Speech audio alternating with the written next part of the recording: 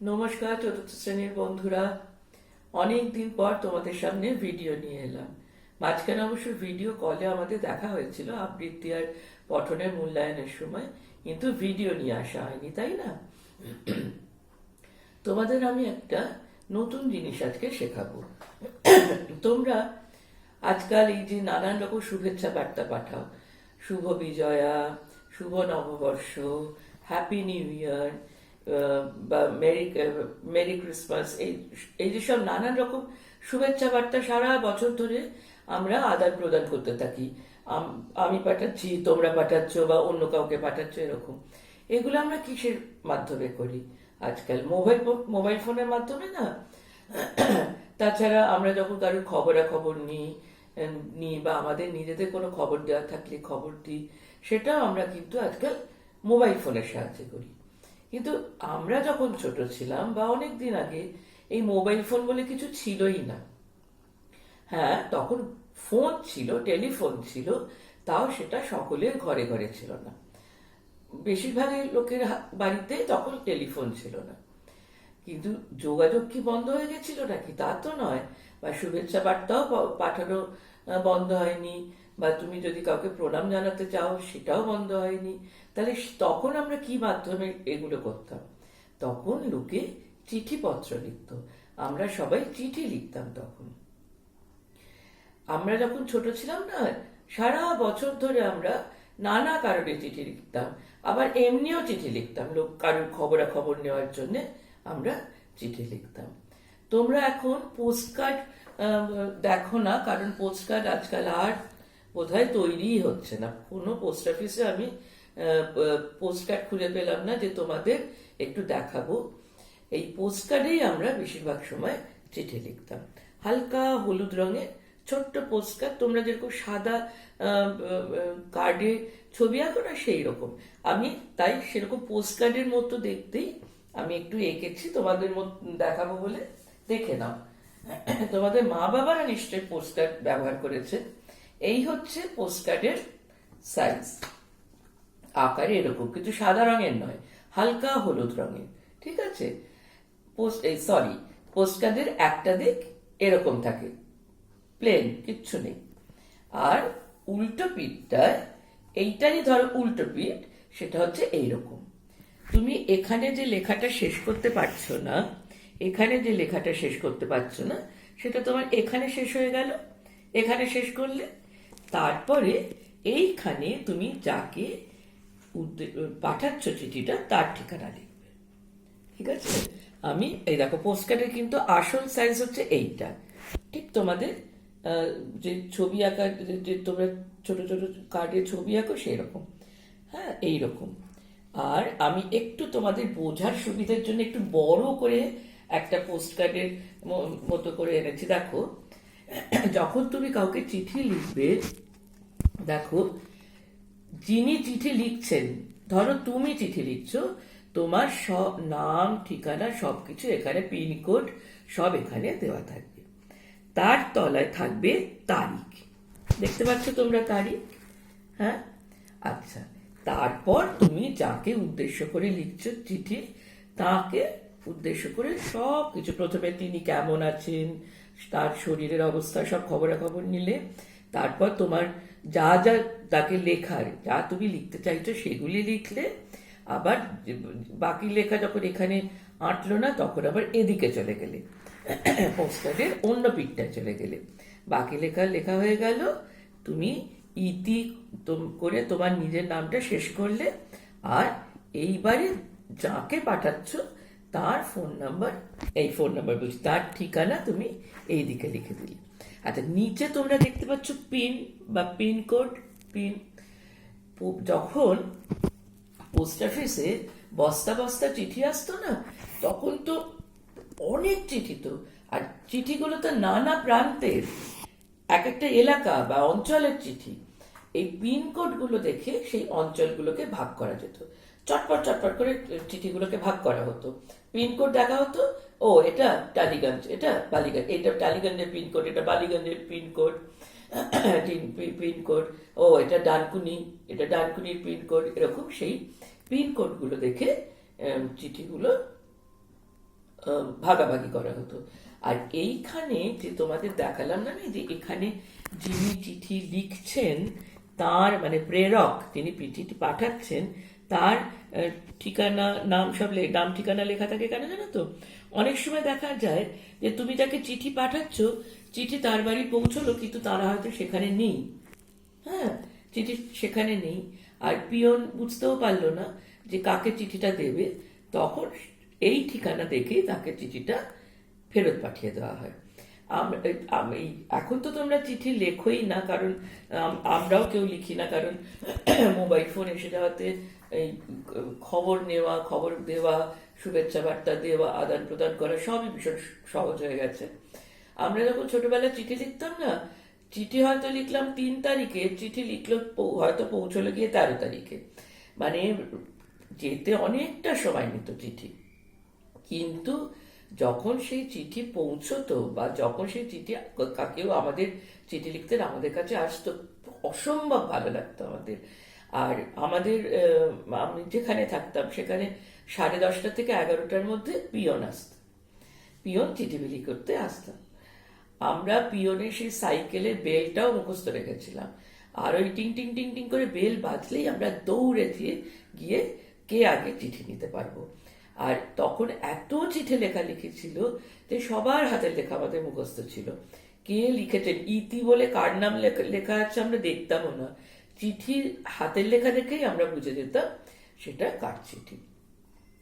আচ্ছা, চিঠি যখন আমরা তো নানান রকম চিঠি লিখি, তো বড়দের লিখতে পারি, ছোটদের লিখতে পারি, সমবয়সীদের লিখতে পারি। যখন আমরা বড়দের চিঠি লিখি তখন আমরা শুরু করি কিভাবে জানো তো, এইভাবে শ্রীচরণেষু দিয়ে। দেখো, শ্রীচরণেষু দিয়ে শুরু করলাম। তুমি হয়তো দাদু ভাই আর ঠাম্মাকে চিঠি লিখছো, দেখো আমি কি লিখেছি একটু পড়ো। শ্রীচরণেষু দাদু ভাই ও ঠাম্মা, তোমরা কেমন আছো। দেখো, দাদু ভাই ও ঠাম্মার পরে একটা কমা দেবে, যাকে উদ্দেশ্য করে চিঠিটা লিখছো তাকে তার নাম লিখে তারপরে একটা কমা দেবে, তারপর সেই লাইনে আর কিচ্ছু লিখবে না।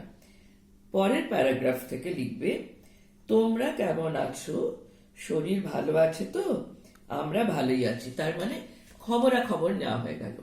তোমরা কেমন আছো, আমরা ভালো ভালো আছি, খবরাখবর নেওয়া হয়ে গেল। এইবার তুমি আসো, যা যা লিখতে চাও সেটা তারপরের প্যারাগ্রাফ থেকে লিখতে শুরু করলে। জানো তো বলে তুমি দাদু ভাইকে আর ঠাম্মাকে তোমার যা যা বলার সব লিখে ফেললে। আর দেখবে বাড়িতে যারা বয়স্ক মানুষ হন না, তারা চান বেশ ডিটেলে, বেশ বিস্তারিত ভাবে সব খবরাখবর পেতে।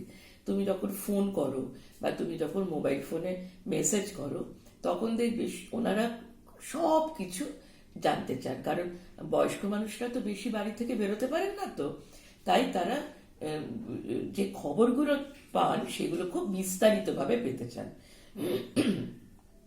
এবার তুমি দাদু ঠাম্মাকে সব কিছু লিখলে। ধরো দুর্গাপুজোর পরে তুমি দাদু ঠাম্মাকে বিজয় প্রণাম জানিয়ে হয়তো চিঠি লিখেছো, তুমি সব কিছু লিখলে, পুজোর 4টে দিন কিভাবে কাটালে, তারপরে কি কি নতুন জামা হয়েছে তোমার, কখানা নতুন জামা হয়েছে, সব কিছু তুমি বিস্তারিতভাবে জানিয়ে দিলে।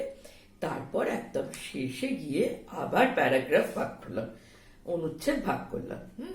তোমরা আমার প্রণাম নিও ও ভালো থেকো, ইতি তোমাদের ছোট। তোমার নিজের নামটা দিয়ে দিলে, তুমি এইভাবে লিখলে। আর ওপরে এই ডান দিকটাতে তোমরা ঠিক যেভাবে চিঠি ঠিক ওপরের বাঁ দিকটাতে চিঠি এইভাবে ধরলে, চিঠি এইভাবে মানে চিঠির ডান দিকে অ্যাকচুয়ালি এটা, এইখানে তোমাদের যেরকম দাদুর নাম ঠিকানা সব তোমাদের দিয়ে দিতে হবে। তোমার নাম, তোমাদের নাম ঠিকানা সব দিতে হবে, আর এইখানে দাদুর নাম ঠিকানা তোমাকে দিতে হবে। এ তো গেল কোনো বয়স্ক কাউকে লিখলে, বড়দের কাউকে লিখলে শুরুটা করবে শ্রীচরণেষু দিয়ে, আর শেষে প্রণাম জানিয়ে তোমার ইতি করে তোমার নাম লিখবে। আর ধরো তুমি তোমার কোনো বন্ধু বা বন্ধুকে লিখছো, তখন তো একটু অন্যরকমের হবে। তো সেই চিঠিটা কিরকম হবে তোমাদের আমি একটা চিঠি পড়ে শোনাবো। এই চিঠিটা আমি আজকেই পেয়েছি, আমার খুব ভালো লেগেছে এই চিঠিটা, খুব সুন্দর চিঠি। দেখো, এটা যে লিখছে সে হচ্ছে সৌরভ। দেখো, সৌরভ তার নিজের নাম, ঠিকানা, পিনকোড সব এখানে দিয়ে দিয়েছে, দেখতে পাচ্ছ? এবার তলায় দিয়েছে তারিখ। এবার চিঠিটা শোনো মন দিয়ে। প্রিয় মঞ্জরি, অনেক দিন তোর খবর পাই না, আশা করি ভালো আছিস। আজ সকালবেলা একটা ঘটনায় এত আনন্দ হলো যে তোকে চিঠি লিখতে বসলাম। তোর কি মনে আছে 2 বছর আগে তুই আর আমি একটা টবে গোলাপ চারা পুঁতেছিলাম? এতদিনে সেটাতে কুঁড়ি এসেছে।